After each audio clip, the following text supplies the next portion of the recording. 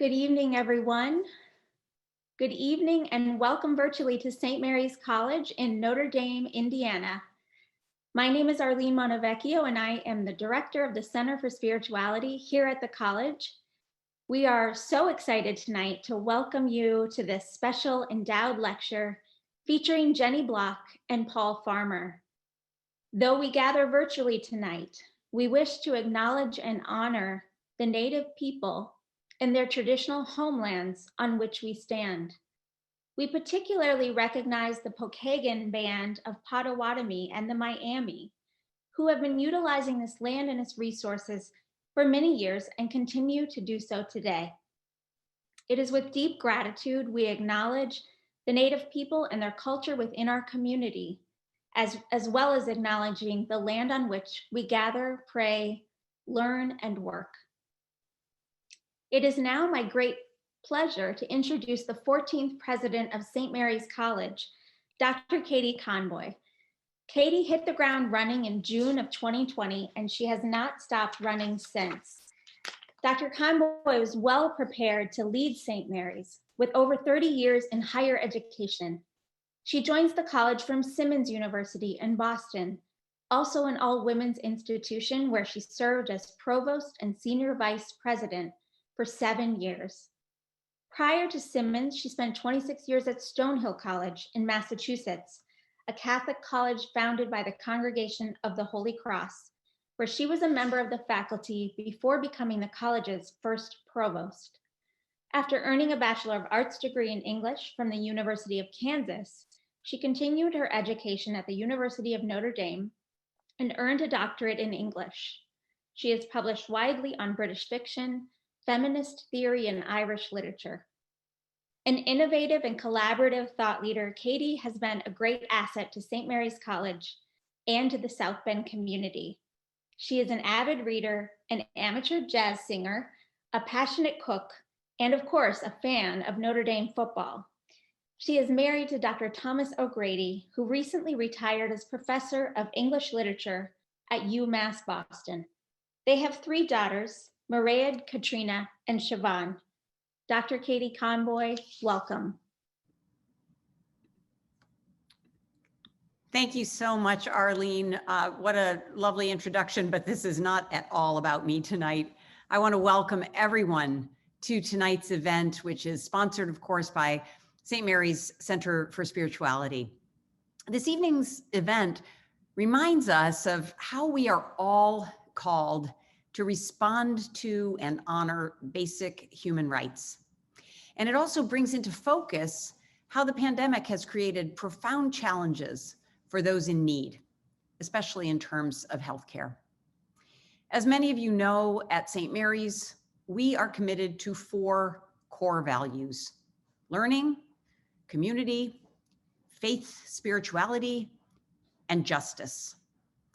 While all of these might be applicable to tonight's topic, justice is of particular importance. In fact, if you visit the website for Partners in Health, the global health nonprofit organization co-founded by Dr. Farmer and several others in 1987, the overarching message at the top of the screen says, "Injustice has a cure." I truly can't think of anyone who speaks more profoundly to issues of justice than Dr. Paul Farmer. He tenaciously holds to the belief that together we can repair the world. He has put into medical practice a preferential option for the poor. Since I first learned of his work in 2003 through the publication of Tracy Kidder's book, Mountains Beyond Mountains, I have followed Dr. Farmer's work and the expansion of the mission of Partners in Health. Several years ago, when I was provost at Simmons University in Boston, I had the pleasure of conducting an onstage interview with Dr. Farmer. So I know what a treat we're in for tonight. I am only now meeting Dr. Jennie Weiss Block for the first time, but I've read a great deal about her own extraordinary work, and I very much look forward to her contributions to tonight's conversation. As St. Mary's prepares our students to be advocates, integrating their education and faith to lead and serve after graduating, we should hold up the models of Dr. Paul Farmer and Dr. Jennie Weiss Block.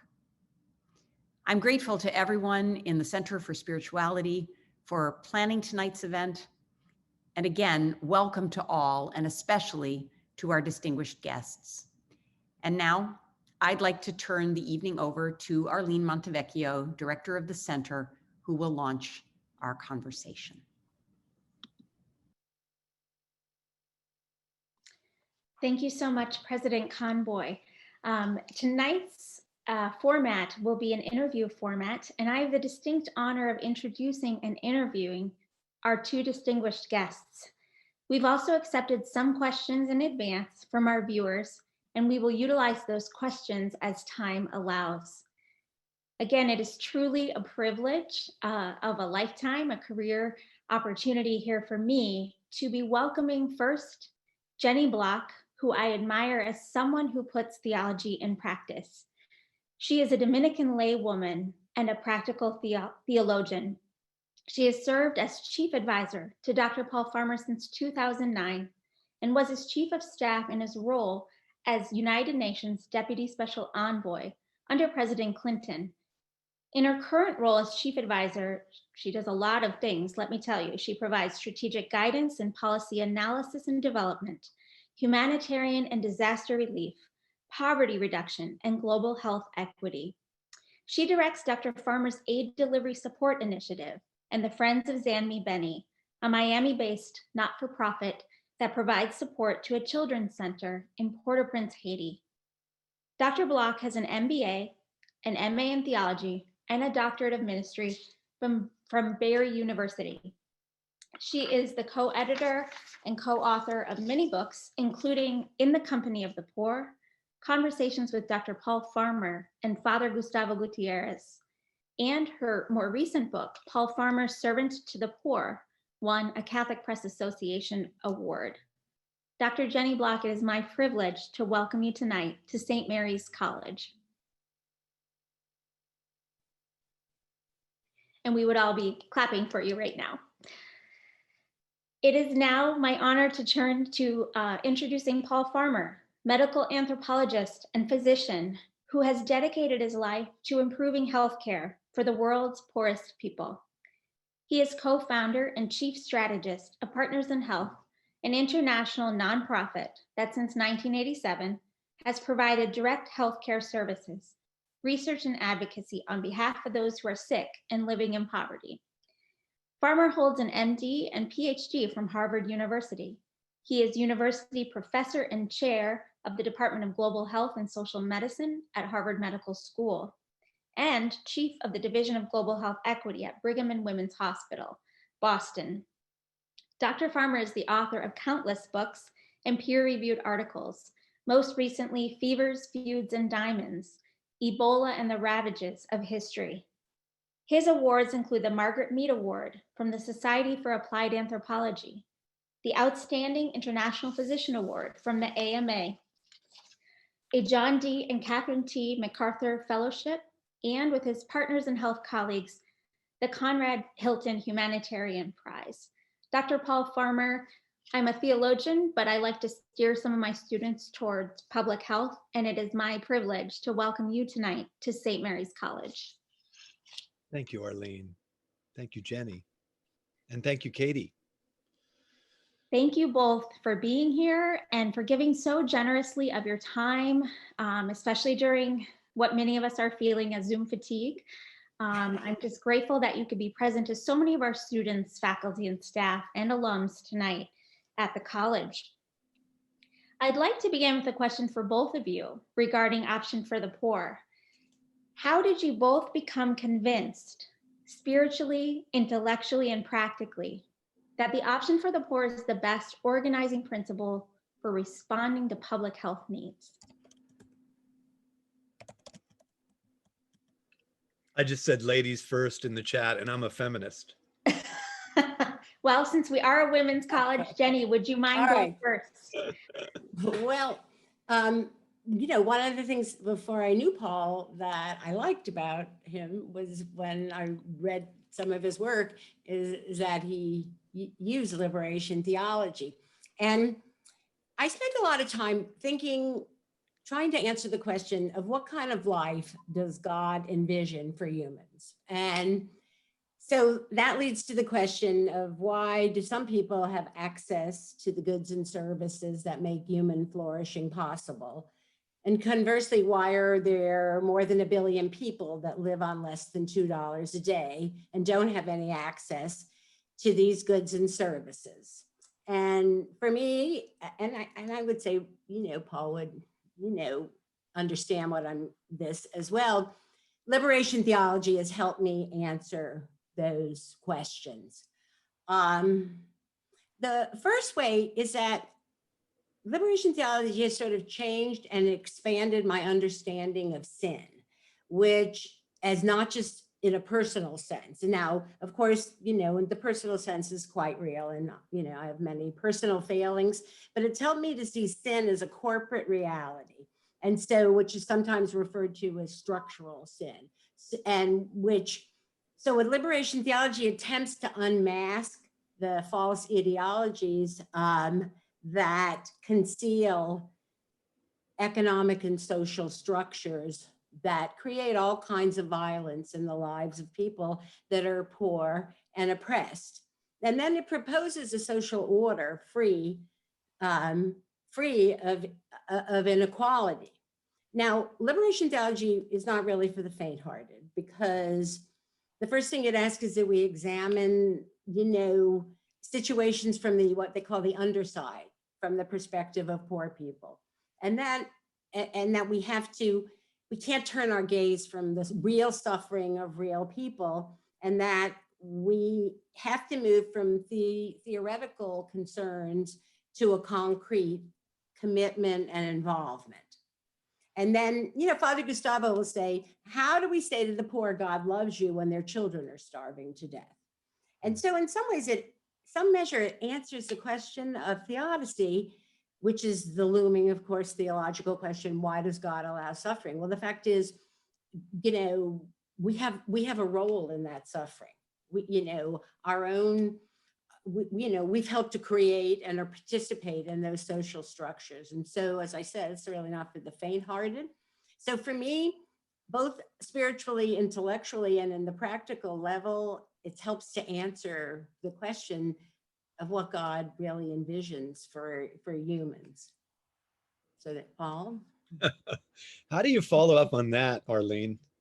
You see why we're friends, because it is just like Jennie to struggle. And it's true, Jennie, I was just going to say the answer to your question for me is that was really, you said when, and I can tell you exactly when. It was in Haiti. I was in my early 20s. I was just going to say it's far more impressive to me how Jennie has embraced liberation theology. I had it really foisted on me in many ways in Haiti, and not by liberation theologians so much as the community in which I lived, which had been bereft, which had been stripped away of what was needed for human flourishing or even survival. And so this was in a squatter settlement in central Haiti. And, I understood at 23 years old that some of the things that I'd heard about as a child growing up nominally Catholic, I mean, First Communion and all that, and confirmation. But, if you had said to me, even at 23 on the eve of departing for Haiti, what are the corporal works of mercy? I'm not sure. I'm sure I wouldn't have been able to name them. Or even to recognize that they constituted this important body of action. But I did after a year or so in Haiti. And I do want to mention Father Gustavo Gutierrez again, because although it would not be until a decade after first going to Haiti that I would meet him and become a friend, but I'd been reading him. And, that's something every St. Mary's student could do too. Now I had this, shock of the new, meaning I went from Durham, North Carolina to rural central Haiti. It was, as I said, kind of imposed on me, but I'm very admiring of people who can ask those deep questions without that kind of shock or push. And Jennie, I think, is one of those. That's always been my reading of Jennie. And to make you all smile, Jennie and I met sort of by accident, but she came by and she said, "Are you reading Meister Eckhart?" And I looked at her like, "Oh my God, she's going to find out I don't understand a single thing he's writing about." But she was just shocked that we were kind of reading the same book at the same time. We've been friends ever since. And of course, we understand much more now after these years working together about each other's faith. And I think have been useful. Certainly Jennie has been useful to me on these questions of ultimate meaning and faith as well. And again, I love saying she's my spiritual advisor. So since you brought that up. That's great. I heard sometimes you say she's your interior decorator. Is that correct? It is. And one person said in response, "Can I get one of those too?" And I went, "You go talk to your theologians." Well, thank you both for that response, sort of in the grappling of suffering and Yeah. facing that corporal reality, as Jennie said, helps you think that option for the poor is the way we must respond. Kind of going off of that, a St. Mary's alumna asked about your accompaniment model of international development and wanting to know more about that. And the more I think about it, I think of that model as building a structure of grace that is in contrast to the structure of sin. I don't know if you think about it that way, but I'm curious if you could share a little bit about the accompaniment model and your thoughts on that, maybe spiritually or theologically.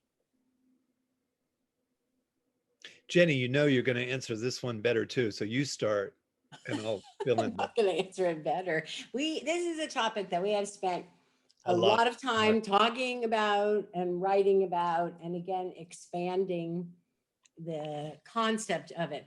And there's a really great story because Roberto Goizueta wrote a very well-known book on a theology of accompaniment. And Paul used his work at a talk he gave at the Kennedy School of Government. And I wrote to Roberto and I said, I got to tell you that Paul used your work. Because I already heard. I can't believe it. Like somebody used my work and in a talk at the Kennedy School of Government. And the theological idea of accompaniment is that you walk with somebody. And, a lot of times if you're, studying there, people are telling you about cultural competence. And Paul always says, we need to have cultural humility and say, we can't understand. And so we walk next to somebody for as long as they need to be accompanied. And it's an open-ended process where you listen and learn. And you have to accept that a lot of times that's really, you can't, there's a lot of, sometimes you can't do anything. Now, Paul can, and in the organization that Paul and many other people have built actually do a lot. They actually have what Paul calls pragmatic solidarity and, doesn't just pray for you, but also provide you with food. But even when you can't do anything, you're there. And it's really what I call it, the ministry of showing up. And it's a long-term process. And Paul, like everyone needs accompaniment, but poor people need more accompaniment. Thank you, Jennie. I was right again that she would knock it out of the park. I don't use sports metaphors very often, but then neither does Jennie. I would just say, again, to offer a contrast in a way, I again learned this in Haiti, and it's going to sound so pedestrian, but it's not pedestrian. When in the mid 80s, 1985 maybe, a group of us who would later go on to form Partners in Health in short order were struggling just in proximity to the real struggles that we saw. I mean, I never lacked for clean water or food, even in central Haiti, or a clean place to sleep. So when I say struggles, they were, certainly in proximity, but we were organizing community health workers. And then the question came up, and, obviously this is an entirely Haitian conversation. I was the only, Ophelia Dahl may have been there, but it was probably me and her, or just me often, in the same village where I still count myself lucky to work. But we said, well, what do we call community health workers? And, a number of folks in Haiti said, well, we could call them accompagnateurs, people who accompany. And that's what we did. And so I didn't even know how to spell accompagnateur, and I spoke French fluently. I learned how to spell it in Haitian. And then, the theological reflections, which I was taking in at the same time, Arlene, during those same years, I didn't know there was a theology of accompaniment.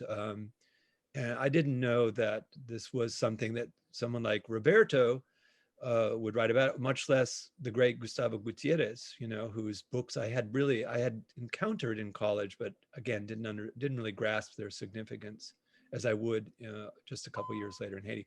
So accompaniment started for me as a medical necessity, meaning a medical necessity for us to do a good job. I wasn't even a physician at the time. I was in medical school, and I wasn't pretending I was a physician. This was a community health program where we just learned that if someone has a chronic consumptive disease like tuberculosis, that in fact, getting the diagnosis right and prescribing the right drugs was not enough to bring these patients to cure. They needed the very things that you hear about in accompaniment: food, shelter, obviously ongoing medical care. But, and that was something that we knew was not going to be provided by a clinic, which we'd already built, or a hospital, which we would go on to build. It was something that required human presence, the ministry of showing up. Great. Jenny's term, by the way. Well, thank you so much. That was a great answer, both of you. And it makes me think you really were doing theology, right?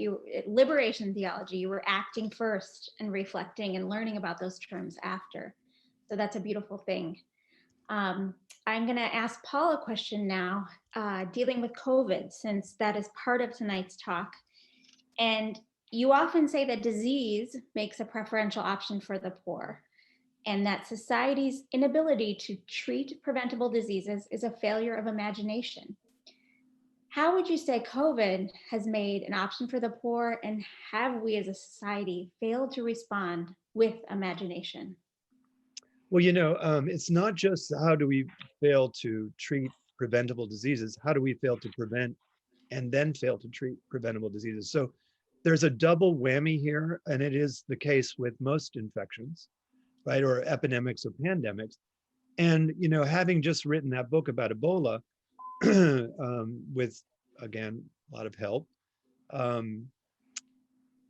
had just gone from describing what I was calling, and again, I assume this is not original, but I was calling it a control over care paradigm. And I had seen that again and again. Like if you're in the middle of an AIDS epidemic in Haiti and you're going between Harvard and Haiti, and after 1996, you're begging your patients with AIDS in Boston to take their antiretroviral medications, and then people in Haiti are begging you for access to those medications, how can one, person really sustain that kind of pull? And so, the dilemma of Ebola that I saw and tried to document was that people didn't seem to give a whit, some people, meaning some of the experts, about the quality of care being provided for patients with Ebola. Now, their families and their clerics, a lot of them in Sierra Leone, of course, were Muslim clerics. They cared, and the traditional healers cared. But where was the response of the international community focus? And it was largely on containment for reasons that I'm sure are obvious to all of you. In the United States with COVID, we see the double whammy.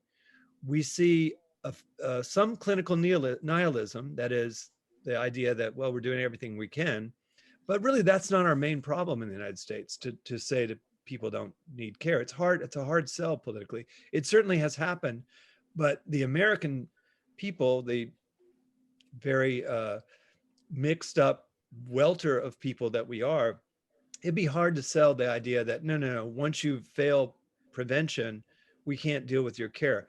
We did something quite different in the United States. We had a real containment nihilism. And as people in Notre Dame know, it got all the way to the White House, and you heard the day after the president of the Republic was found to be ill with COVID, you heard his chief of staff saying, "We're not going to contain this. This is not even our goal." So clinical nihilism, and I'm sorry for the goofy sounding, nerdy sounding term, but clinical nihilism is something I'd seen again and again with AIDS. I was starting to tell that story, the idea that no, that's just for first world people, not for the continent of Africa, where the largest number of cases were. Seen it again and again with just about everything: cancer, every kind of malignancy, serious ailments, drug-resistant TB. Again, that's a long list. But here we had both. We had a so-so clinical response, and I'm only guessing. I mean, we did our best, a lot of us, but we shouldn't have had so many deaths, even with so many infections. Why did 7-8% of some patients die in a well-appointed hospital in New England or New York? And why was the death toll so low in Singapore or China, for that matter, or on and on the list goes? So we have the clinical questions to ask, but we really also had a serious problem around COVID. Now, to really just sum it up with one line, Arlene, the preferential option for the poor that the pathogens and pathogenic forces make ensured that a disproportionate number of people of color, people with uncertainty in the job, in the job market, people were they suddenly got transformed into essential workers, right? So you had higher risks of infections for lots of reasons that have been much examined: overcrowded housing, again, lack of a safety net. And how do you tell someone, hey, I need you, you've been exposed to someone with COVID, we need you to be by yourself for 2 weeks? You can't do that. And we learned that a long time ago. You can do it if you provide the social supports, right? So, and it's still the right thing to do: isolation, right, to prevent ongoing spread, but you have to provide accompaniment to the folks there. So there was both a preferential option for the poor on becoming exposed and infected, but another one on worrying about, would they have access to quality care? And again, we can see differentials across the board. So I think COVID just confirms a lot of our suspicions. There are a lot of unanswered questions. Some of them may come up, like, why has the death toll been lower on the continent of Africa? Why are there fewer cases? And again, taking those as empirical questions is an important thing for people like who do the kind of work that I do. It's important for us to be able to answer those. And we're sorting that out now, I think. Great, thank you.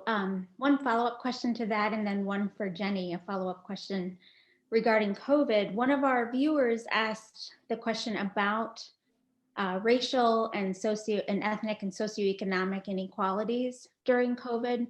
I don't know if we have the data yet to sort of answer the question. We know that COVID has maybe exacerbated those inequalities, but how might we move forward in addressing those inequalities?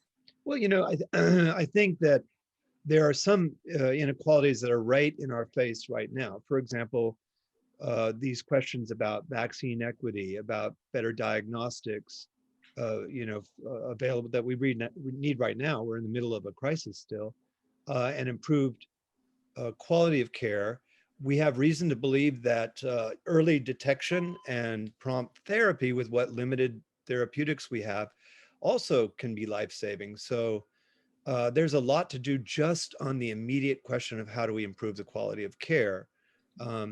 Then again, there are the big questions that our country has faced for a long time, like what is our obligation to provide a social safety net around, for example, medical care, but also unemployment insurance. We could go right through a long list. So I think in addition to the longer term, the longer term challenges that we have before us, we still have a lot of these really acute short-term things that call for our attention immediately. And, whether you're looking at quality of care, vaccine equity, and safety nets, it just feels like there's a lot to do right now. Great, thank you. Jenny, one of our students asked a question about the disabled poor. And I know that you have written a book about theology and disability. So I'm wondering if you can speak to sort of the plight of disabled poor during COVID or other healthcare issues and how we might respond with accompaniment. Oh, I can't believe that somebody knows that. It's your people, Jenny. I was fortunate because when I went to study theology, I had been a disability rights activist and for many years, and I didn't go to study theology till much later in life, and I had to write a paper, and I didn't know what to write about, and so my professor said, "Well, you need to write about what you know about." So I said, "Well, I know about disability," and at that point, their disability hadn't entered a theological conversation yet. And so I began to take, the disability rights movement and bring it to theological reflection. And I still consider myself, of course, a disability rights advocate. COVID has placed a terribly undue burden on people with disabilities because, first of all, Paul uses the term a social safety net, and people with disabilities many times, and of course there's all different kinds of disabilities, but people with disabilities have many particular kind of social safety nets that they need. One of them has to do with caretaking.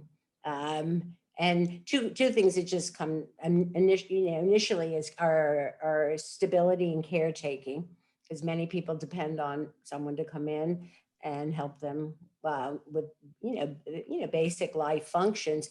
And the second is transportation. And both of those social safety nets have been severely interrupted. And of course, people with disabilities are, 35% more likely to live under the poverty line.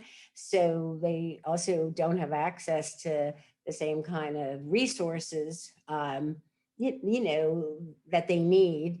And then they have no transportation, and if their caretakers either fall ill or can't come or bring COVID to them. And of course, from a medical standpoint, the compromised health, is another aspect that can be, very significant part of the COVID situation.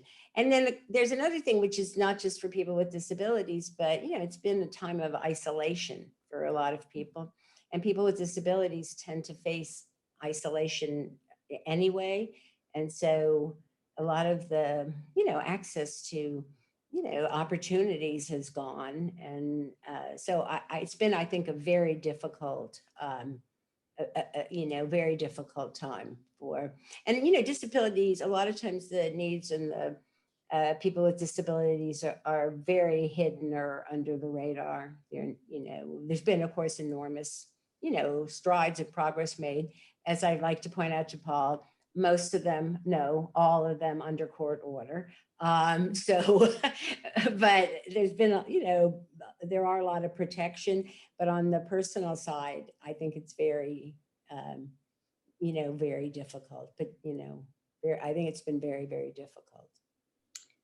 Thank you for sharing that. I think it's maybe one piece of the pandemic we haven't heard as much about in the news, that issue of transportation and the issue of caregivers coming in and out of the house and the risk that brings. So thanks for shedding light on that. I'd like to ask now, what has brought you hope during the pandemic? Both of you, what sorts of strategies of accompaniment have you seen, either through Partners in Health or through other organizations or other models, local models or global models? Where have you found hope? Well, I'll just say something that might not, be the first thing that some people think about. But, to go from identifying a new pathogen in January, maybe at the earliest late December, but January, to share the genetic code of that pathogen, and then to see the rapid development of vaccines that appear to be fairly non-toxic and also quite effective, including an entire new class of vaccines, the mRNA vaccines.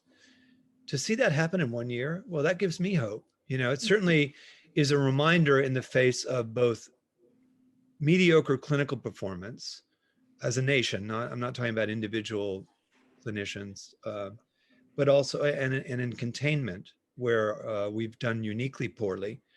It's a good reminder that that this nation has a lot to offer, and it's not a surprise that that was the arena in which our major contribution might fall. That is, a vaccine derived on investments in basic medical research. And it also is unsurprising that it's our weak public health system and our patchwork care delivery system that is probably, along with our social disparities, the main reason that we've done so poorly in terms of containment. So I think there's always room for hope. And besides, I've seen so many kind and generous gestures across this country. I haven't left it very much in the last year, except for the death of a family member from COVID. But, everywhere I have seen, extraordinary kindness and generosity. I know that that's not what we read about in the papers all the time, but I've seen it. So that gives me hope too. Jenny? What gives me, I have to say, the virtue I see in my colleagues and friends. I mean, I'm on a lot of calls and listen to a lot, and I never hang up or without just being so struck by the extraordinary virtue that so many people I know, and I'm privileged to, I don't even like to say I work with them, because the kind of work they do, they're way above me, but the extraordinary virtue of, in this situation, there's many people that we know who put without, I'm not exaggerating, put their own life at risk, but also the courage to stand up to, to fight to advocate and to fight for what's right, and to take the principles that Partners in Health is founded on, and to try to bring them to scale, and to take on, contact tracing in Massachusetts, when that's not really, what the expertise is in. And some of the leaders in the organization, Dr. Sheila Davis and Ophelia Dahl and Kate Oswald and people like that, and the physicians, and it's so that if you want to know where virtue is, and and I'm interested in virtue theory, it gives you so much hope and faith in the goodness of people, and the kind of people that there are in the world. And Paul, of course, exactly what I'm talking about. But can I give an example? And it's rough. Let me tell you, they work so hard. Just to and give so one, successful. just to illustrate Jenny's point, I spent a month in Rwanda, the month of August, and first of all, they were doing a great job in terms of both containment and care, and that didn't surprise me. It certainly delighted me. But I went to a hospital that we built. Actually, Jenny cut the ribbon long time. I still have the ribbon. But it's a district hospital, public hospital. We happen to build it as Partners in Health, but it belongs to the Ministry of Health of Rwanda.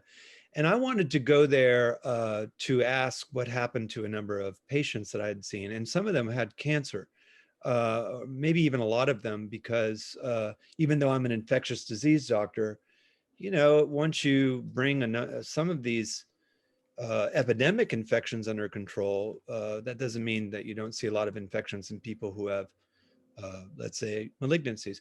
So I went up there. It used to be about 3 hours out of town. It's probably out of the city. It's closer now. The roads have been improved. But and there's a guy who works there. He's not a doctor. He's a manager. His name's Godfrey, and I think he's actually from that part of Rwanda. I've known him a long time, and the pride with which they bragged about the care they were delivering to patients who got stuck, some of them out of the country. So on the Congolese side of the border, the Ugandan side of the border, the Tanzanian side of the border. And when I say brag, I mean, they were so delighted that they had, they pointed out, for example, that the fleet of vehicles that Partners in Health maintains, when there was a lockdown, it freed up capacity. So they used the vehicles to go find the patients, even if they had to leave the country, which was not easy to do. And it still isn't easy to do in the middle of a lockdown. So that's the kind of thing that, that just lifted my spirits for weeks and weeks to see the passion with which they were pursuing the care of these patients, when in fact, just 10 years ago, there were very few places in the country where you could get treated for a malignancy. And here we're in a rural district hospital is a huge cancer care program run by Rwandans. And it was very moving to me. Great, thank you. Sort of on that note, moving and staying with Africa, your new book, Fevers, Feuds, and Diamonds, Paul, has been met with much critical acclaim, and it's focused on the Ebola crisis. You already sort of related it to the COVID pandemic and lessons we might learn, but can you share a little bit more what it was like working in the midst of poverty, conflict, and epidemic disease? Sounds like the issue there was more, the focus was more on containment and not care. Right. And so if you could describe that a little bit for our viewers and about your new book in general.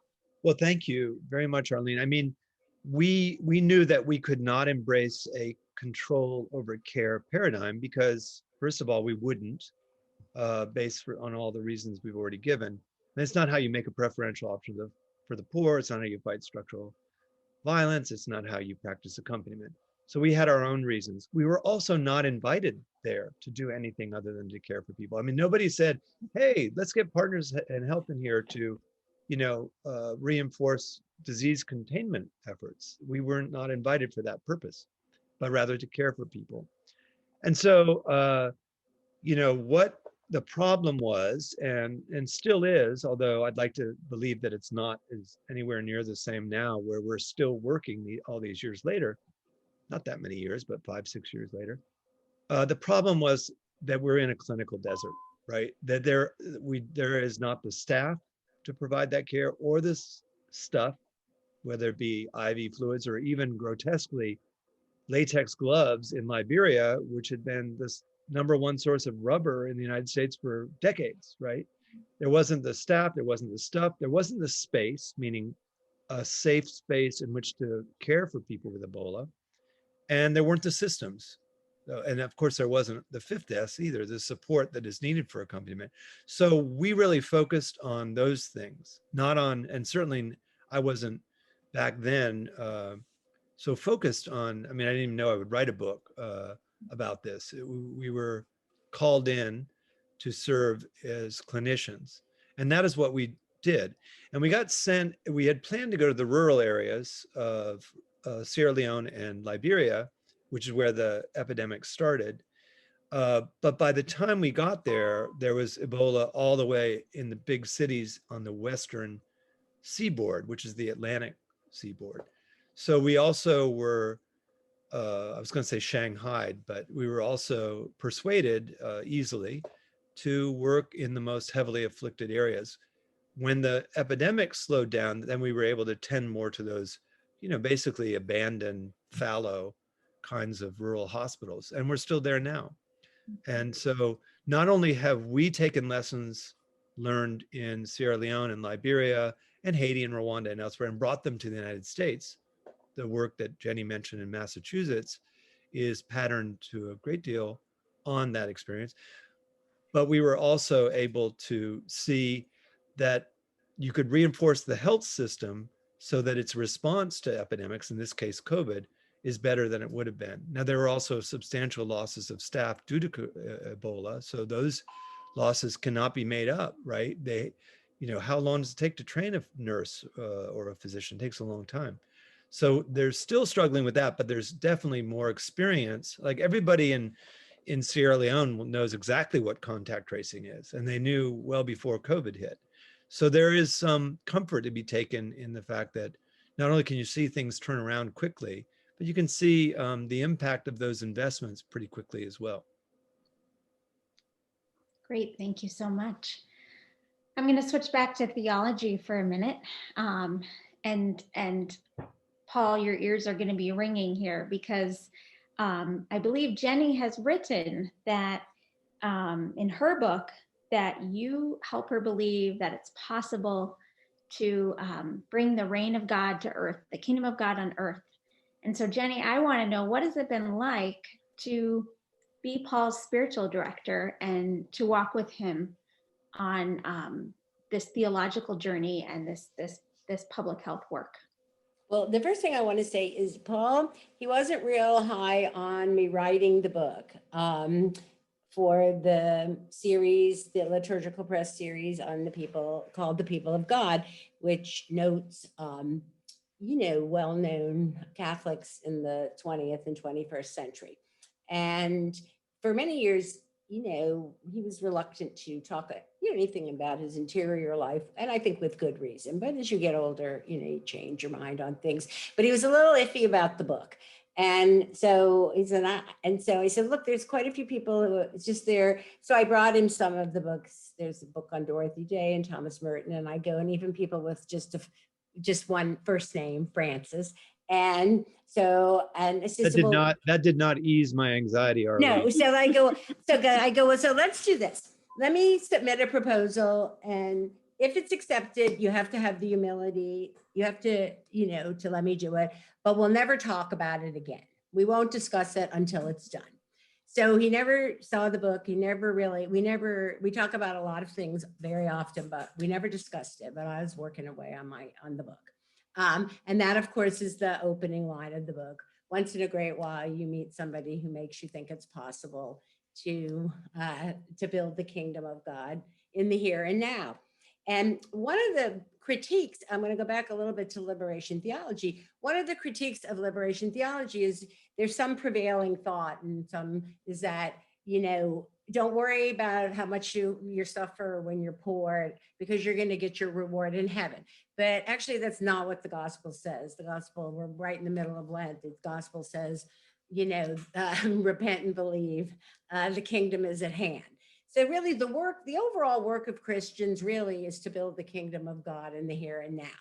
And, I like academics and theory, but my writing that and thinking that isn't theoretical. It's because I've had that experience so many times over the years in very unusual places and times. And I was very fortunate, for many years I traveled extensively, I spent a lot of time in Haiti and in Africa as well. And then sometimes you just look up and you say, this is it, where I'm, and because, it's because of justice and because of accompaniment, and it's because there's a lot, and Partners in Health has, 8 million, 10 million patients who actually they don't just get, their medication, they get access to the goods and services that make human flourishing possible. And, they get to go to college, and they get to, once I met a lady in Haiti, and she said, I spend all day long looking for food and water and firewood. And I thought, that is not what God intends for humans. God intends humans to write a book and to a symphony and to spend time with their children and to play, and when you realize the kingdom of God's at hand is when you see, in many different circumstances, people who have access to what God intends what God intends for humans. And so, you know, it in many ways, it made me realize that it is possible, you know, to build the kingdom of God in the here and now. And in many ways, that's what Christians are called to do, is to bring about the reign of God and what that stands for. And, you know, and Paul will be the first person to say, and I agree with him, that he hasn't done it on his own. But he has been able to convince a lot of other people. And a lot of the people we work with wouldn't use the same language that I use. They wouldn't call it building the kingdom of God in the here and now. But everyone's very, you know, very nice to me as a theologian. But they might use different language, but I think they're referring to the same thing, because they're seeing, you know, justice. You know, because if, you know, because that, I mean, that's what the kingdom of God calls us to make sure that everybody has the same access to the things that we value, and that we've been lucky enough to, you know, fortunate enough to have access to. And I have to just say, you know, it's been a great gift for me personally at this time in my life, and for my whole family as well. You know, to be able to be part of something like this. Great. Thank you, Jenny. And thank you, Paul, both. Well, I'm just going to answer one other part. What's it like to be Paul's spiritual director? The short answer is, it is great. It is a lot of fun. And, you know, and as he said, he's, you know, very much expanded. And there's something really, Paul has a lot of good qualities. He has a few not so good qualities too, like we all do. But, you know, one quality is he just believes in people. And, you know, and I'm like, well, I don't know how to do that. And he goes, oh, yes, you do. You know, you can figure it out. And, you know, so there's this enormous kind of, for all of the people, you know, encouragement to, and confidence in people. So it's, you know, as I said, it's been a great gift for me and for my whole family. Thank you, Jenny. Thank you. Dr. Farmer, a question came from one of our St. Mary's faculty members who's teaching a course called Humanities at Work. And she wants you to talk about how you've seen stories or storytelling matter in your work and life as a global health leader, a medical practitioner, a teacher, a student, and an advocate. Otherwise put, why do stories matter? Well, try having really poor book sales for a few, you know, when you don't add stories in them. You know, I actually have always bought that argument that that stories are how we decipher the world, and you know, in cognitively enduring ways. You know, I mean, I think back about patients that I've cared for and how vividly I can remember little details about them or their children or their, you know, other family members or the complaints that they bring. You know, why is that so embedded in the brain? And it's around stories. So whether we're looking at, you know, a case history and a clinical report, or the story of a failure of a public health endeavor, or, you know, what I tried to do with the book that you just mentioned was to actually say, well, what would it look like to have two of these patients, you know, have a biography like you might write for FDR or Frederick Douglass or, you know, Katie Conboy, right? She was born, you know, and on you go. So, I mean, I have never seen stories to be unimportant in this work. And, you know, can we move towards the progressive social agenda, which, as Jenny said, is the equivalent in some ways of talking about the kingdom of God on earth? Can we move that forward? We're probably going to need to, you know, I don't know if haranguing people about unemployment insurance is going to work that well for another century or so. But, you know, we need to understand the stories that by which people both fall into illness and injury or some other bad outcome, but also how they bring themselves out of it. You know, when Jenny just mentioned kids going to college, you know, I remember, I'm ashamed to say, back in the 80s, I had already gone to college. I was at Harvard Medical School. And, you know, I just heard kids my own age young adults in their 20s, saying, well, I'd like to go to Harvard. I'd like to go to Duke. I'd like to go to Notre Dame. I'd like to go to St. Mary. And of course, what is it that makes you not hear that for a few years? It took us a long time to say, well, if they can't go here, then how do we help them go there? How do we set up programs to help them go to university? Or maybe even found our own university that's focused on equity. So it took us a while to do that, but last time I saw Katie, I tried to convince her to go be provost of a university in Rwanda. This is a university that we built, for the purpose of opening up the doors of higher education. This morning, we spent a couple of hours on the phone with our colleagues in Haiti, looking for, people to head up a university that is the sister university of the Rwandan one. So, I do think that that test of, are you really listening? Are you paying reverent attention to what people are saying? I know all too often I've failed. And when I've been brought up short, sometimes it's remembering a biographical detail or a story like that. And so I don't know who on the faculty asked the question, but I hope we answered it. We're real converts. Jennie probably always was, but I am too. Great. Our faculty member is Laura Williamson Ambrose. She's wonderful. She works in humanistic studies. And like I said, the course is Humanities at Work. So really looking at how humanities can lead to other careers, such as public health, such as policy, different kinds of careers like that. So there has been a clarifying question kind of related to public health and COVID. Someone asked, what are the reasons why fewer deaths in cases of COVID in Singapore and the continent of Africa? What are the reasons that they had fewer deaths? Well, we don't really know yet, but I will say some things I don't think are going to be able to explain away everything. For example, the age structure of the population. We know that younger people do better. We don't know how many asymptomatic cases are spreading the virus, right? But I don't think that's going to explain the radical differences. I'm quite confident that we're not going to find genetic or racial explanations. Every time we barked up that tree, it's been wrong. There may be significant variants, that could be more infectious or could be more transmissible, where it's getting sorted out now. You're reading about it every day in the paper.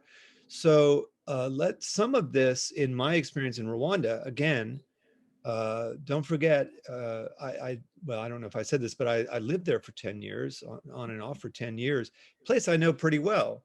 And what I saw there was a very impressive and well-oiled machine to focus both on containment and on care. So, for example, at a time, August, when we see the politicization of mask wearing in the United States, I went up to rural northern Rwanda, to the same place that I just described to you, and saw that even in their homes or sitting outside their little modest homes, that people were masked, whereas, it was probably strikingly different from some of the scenes you could have seen, let's say, in Nebraska. I don't know. My point is, I think it's a mistake to just say, well, they don't have obesity, they don't have a lot of comorbid disease, they're young.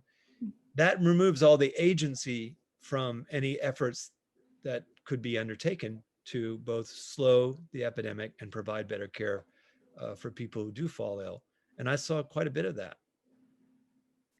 That's helpful. Thank you. There's also a number of questions about vaccine distribution and ethics.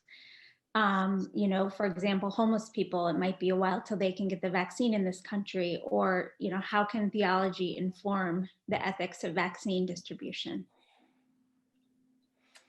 Either or both of you are welcome to answer.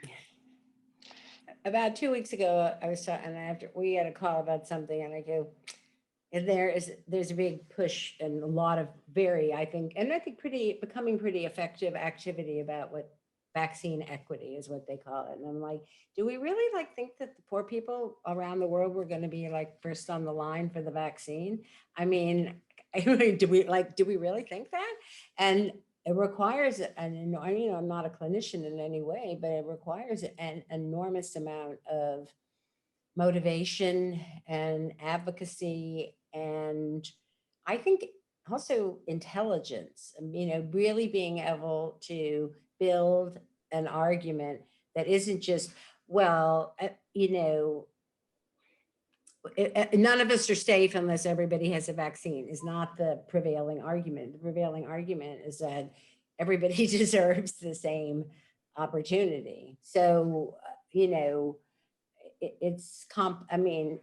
it's a very complex. Paul, yesterday you made a very, I think, articulate, explanation of about, what needs to be done to try to have some, what are they, vaccine equity, I guess Yeah. that's the name of it. Well, I think there are, in addition to the ethical questions, there are technical ones that should be rendered as ethical questions as well. So first of all, the big problem is supply. So here, the big problem here in the United States, the big problem is supply. And in a lot of places we work, the problem is there's no supply at all.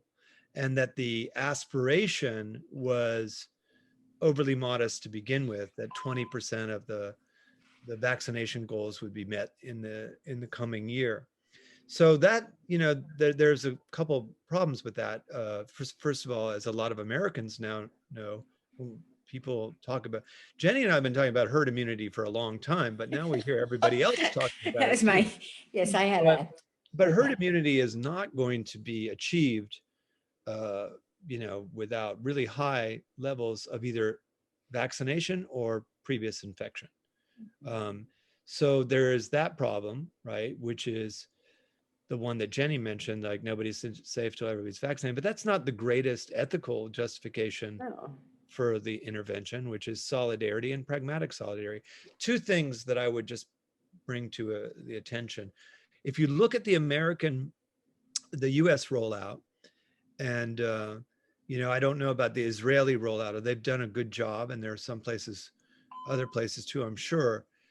But the American rollout is so far based entirely on perceived risk, right? And that makes a lot of sense to have elderly first, people with disabilities, people with comorbid disease, et cetera. Homeless people, of course, and prisoners would be on that list. And I think Jenny could be talking about the piece I wrote yesterday in the New England Journal of Medicine, along with colleagues, about COVID in prisons. So there are these, that's an important paradigm, the risk paradigm, right? And it requires a seamlessly updated understanding of risk, of course. But there's another thing that's happening right now to which we're not responding, which is outbreaks. Like if there's an outbreak in South Bend, there's not going to be a SWAT team to go in and say, we're going to vaccinate everyone who's been in contact with the so-called index case or the positive case. But we should do that, I would imagine. I mean, I think it's certainly what I'll be recommending to some of our colleagues in Sierra Leone, Liberia, Rwanda, is that there be this more than one way to approach this. And, the ethical stance is still the same. How can we protect the largest number of people that's possible? How can we respect their dignity and personhood? And, that's going to need to be part of the formula. Now on the, I've been bragging about Rwanda, and I'm not going to stop. Did I already say this, that yesterday, the first batch of, yesterday, the first batch of vaccines, the Pfizer vaccine, reached this hospital in northern Rwanda. And that's all thanks to the government of Rwanda and the Ministry of Health and the executive branch, frankly, because, when we have these lowball aspirations, we can only get 20%, we can't be focused on responding to outbreaks, et cetera, then, people like the folks running the government of Rwanda, they're not going to be satisfied because they're trying to push the aspirations up. How can we make sure that, again, everybody is protected, and certainly our most vulnerable citizens? So I think, if we're lucky, and if the persistence of our Rwandan colleagues pay off and they can get the vaccines, because they don't have anywhere near the vaccine quantity that they need or can use, then I think we're going to learn some good things from the experience there. But also, as we have in the past, learn some ethical lessons as well. Like what is an equitable healthcare delivery system look like, right? The Rwandans had to struggle with that after the genocide against the Tutsi. There's just no way around it. They had to conclude that the way to avoid any recurrence of mass violence was also going to require listening to people who felt shut out and excluded.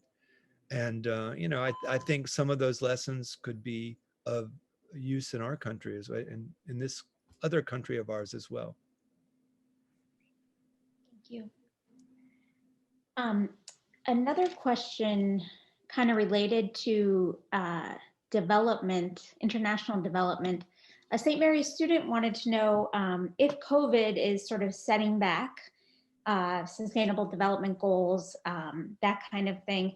And the student, she also asked about NGOs. I'm assuming she means United States or European NGOs operating in countries. Are they pulling their people out because of COVID? And is that having an impact as well on sort of development? Well, first of all, there's no question that NGOs are pulling their expatriates out, but Partners in Health does not rely on expatriates. So, the staff of Partners in Health in Haiti, which is called Amis de la Santé, is 6,000 people, and I mean, there are a couple people who aren't Haitian, but really it's Haitians. Same in Rwanda. And in the newer efforts of Partners in Health in Sierra Leone and Liberia, there's still a substantial number of people. But when I say substantial, I mean like 10% of the staff, maybe. So even there, where we've only been for 5 or 6 years, the staff is largely Sierra Leone and Liberian or otherwise West African. And of course, our colleagues from Rwanda and Haiti are there too, but they were there to launch and manage the programs, the more experienced Partners in Health folks, including some Americans. So in response to the student's question, yes, I think there's no question that NGOs are pulling out their expatriate staff, but that's one reason not to rely overmuch on expatriate staff, but to build local capacity and ensure that our partners there have the wherewithal, the staff, space, systems, and support required to respond.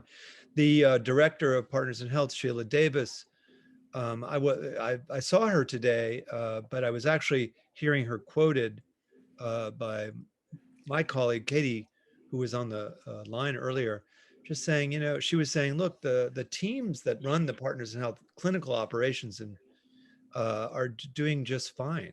They're responding to their own local health crises very effectively. And so that's again, it's not that I'm saying that we don't want St. Mary's students and young Americans to have the great experience I did. It's just not the way to build an enduring healthcare delivery system across borders. And there's no reason to. There's lots of other ways for us to be involved in this work, sometimes directly. But in the month of August, I got to say, I don't really feel like I did much work in Rwanda. It seemed, then, even my teaching in Rwanda, I had to use Zoom because there was, even in a university that we founded and built from scratch, I was not allowed to go on campus because there were the rules, and they said, you're expected to follow the rules too. And so I didn't really feel like I got that much done.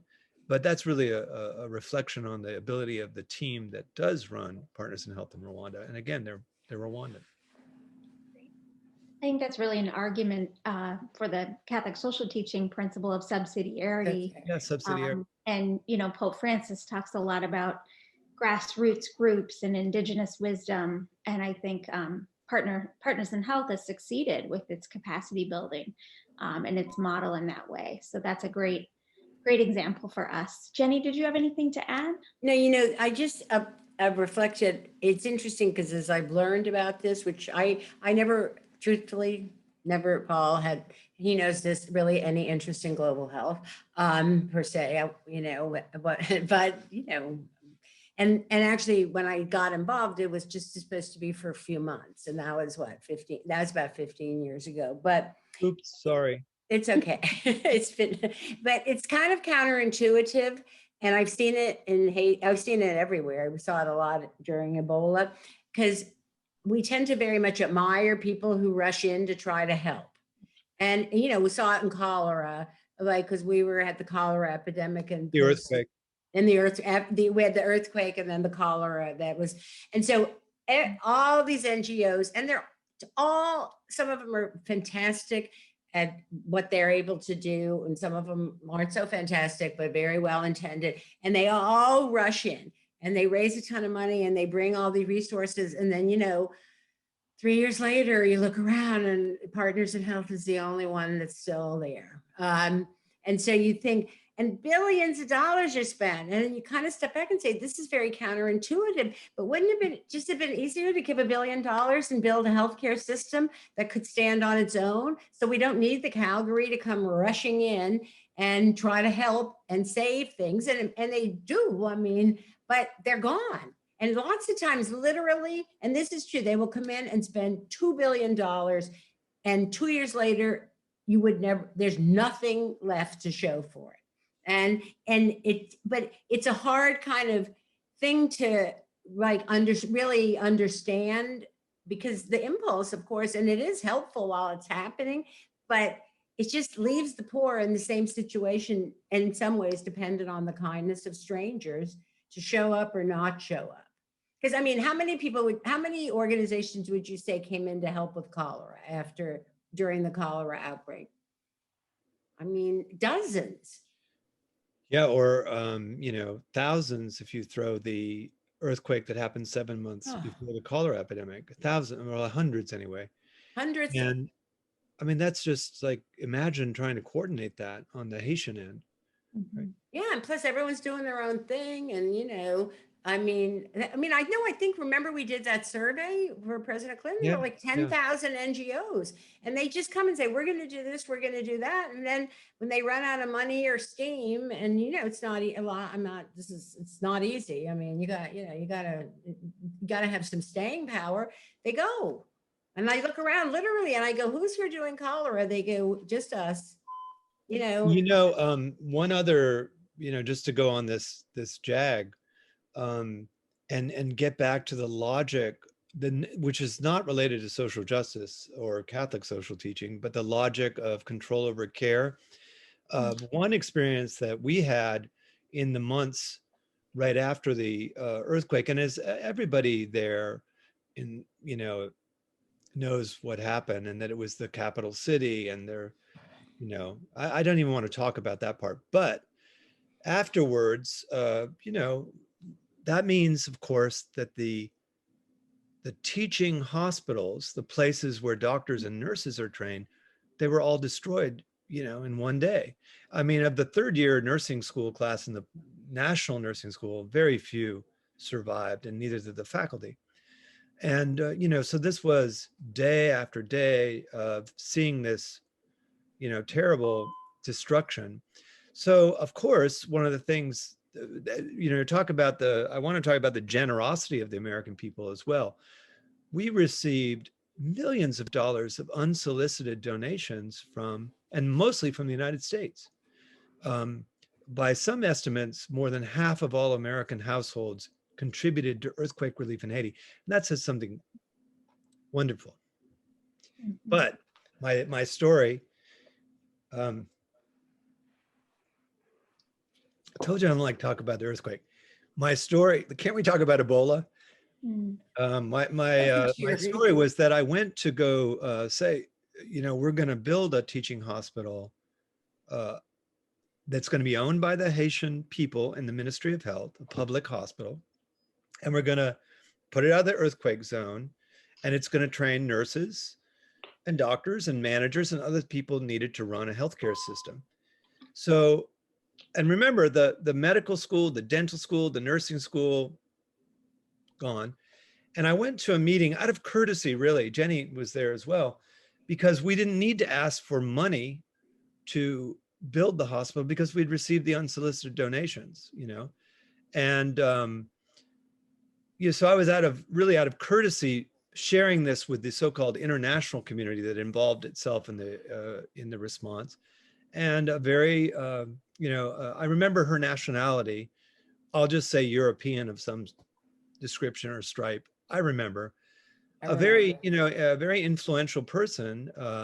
And, when we were presenting our project, and I doubt I was presenting, I don't think I would have presented a Haitian proposal. I know I talked about it, but I'm sure one of my colleagues did. But, she looked right at me, and I had already worked there for over 30 years and said, or close, and said, this is not a priority at the current moment. And I just said, if it's not a priority now, when all of Haiti's teaching hospitals have been just destroyed, then, and I will just say, if I don't name her country, she's from the former colonial masters of Haiti country. If it's not a priority now, then when would it ever be? And, you just realize, wow, I mean, that's another dramatic example of control over care, a post-colonial mentality. And she was pitching it as a progressive thing to say, as, we should be focused on whatever it was she was talking about. This is at a time when there were no modern teachers. We built it anyway. It is now the #1 training center of Haitian health professionals. They graduated their first class of emergency room doctors, all women. And, and that's 5 years, it took 5 years to train those doctors. They're all done. And now they're either working with us or teaching somewhere else. So, it's a logic of other people deserve less than we do. And they happen to be largely brown and Black people. So, and that is anti-gospel, is it not, Arlene? Yes, absolutely. Thank you, Dr. Farmer. How have you've made this option for the poor, but you've also done some decolonizing of your mind, right? And sort of this Western mentality that we have to go in and save. And that's very hard to do, but I've seen it in your writings with the uses of Haiti and now with the new book. I confess I haven't read all 698 pages yet. A little light reading. But What kind of theologian are you? How do the rest of us make that option for the poor and have some humility about what we can bring in solidarity rather than sort of an imposition? Well, I'm going to jump in here, but I'm counting on Jennie too. I already credited the Haitians with decolonizing my mind, and I mean belligerently, persistently, unremittingly to this day. So that's a very helpful thing, to be a young American and end up, what I wanted to do when I was a senior in college was to be, and I even said this, I want to be a doctor working in French West Africa. Well, there's no such thing as French West Africa. So I didn't know that. And why did I say that? I'd never been anywhere near that continent. And I applied for a Fulbright. I didn't even get an interview. So Haiti was plan B. And thank God, because I think, Haiti, having fought colonialism for so long and so effectively, becoming really the anti-colonial state of the modern world at a time when there was slavery in this country and in many others, I just had that head start. And then, the homework that you do in your work as a theologian, Arlene, you have to read and write and reflect. And if we really want to decolonize global health, we should be doing that, reading, writing, and reflecting. But I would also say one thing that I say to my decolonizing global health enthusiasts, my coworkers, is we're not going to be making up for extractive colonialism without reparative action.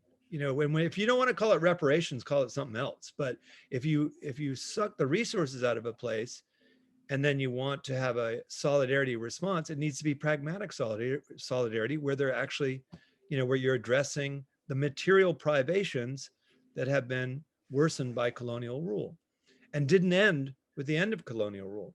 So I think there are lots of ways to do this, but I'm confident anybody, regardless of whether or not they're going to write a 688-page book or go live in Rwanda for 10 years, you don't need any of that. In fact, a lot of the support that we would get, I think, could come from American universities, social justice organizations, churches, community groups.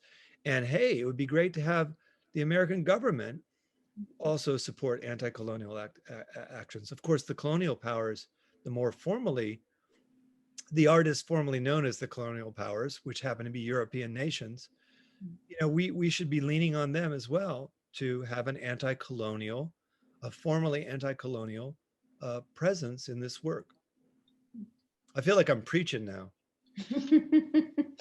Yeah, I'm getting fired up too over here. So along those lines, and I'd like you, we'll start with Jenny this time, but a student from Notre Dame, who I believe is the president of the Partners in Health Club over there. Engage.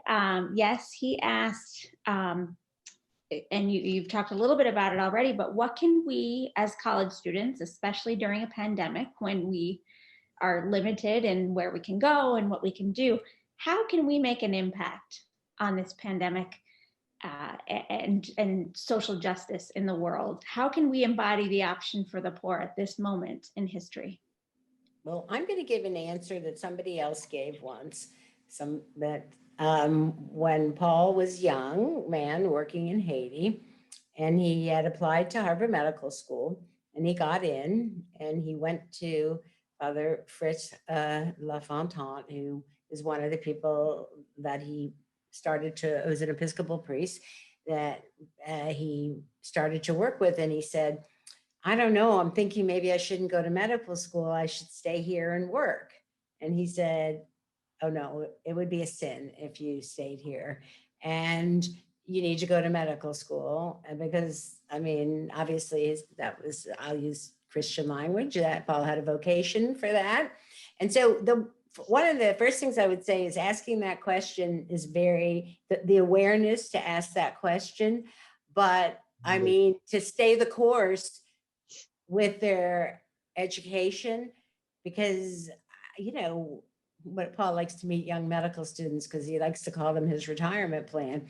But, you know, they're the next leaders. And so that would be one thing I would say. And because the answer, I also think, to the previous question about colonialism, only if you're educated can you really respond. And if you really understand, it's a very complex, you know, I had a recent critique about something and I go, you want to talk about colonialism? You know, we're not going to do it in 5 minutes. We're talking about a very complex reality. So to really become educated and really figure out what you really believe and what you think, and then try to formulate a plan. And, you know, and we want them to do a lot better than we've done. You know, a lot better than we've done. Now, having said that, heading up the Engage group, supporting us, I mean, it's so hopeful for us, like Engage, that there's all these college students who, you know, believe in, you know, that's a very hopeful thing for us. But that's one thing I would say, you know, and there's a lot of other responses, you know, and other ways to be helpful, and, you know, but really to stay the course right now and become really, really well educated, which is not easy, as anybody who's tried to do that. You know, the more you learn, then you realize it's like, oh my God, I hardly know anything.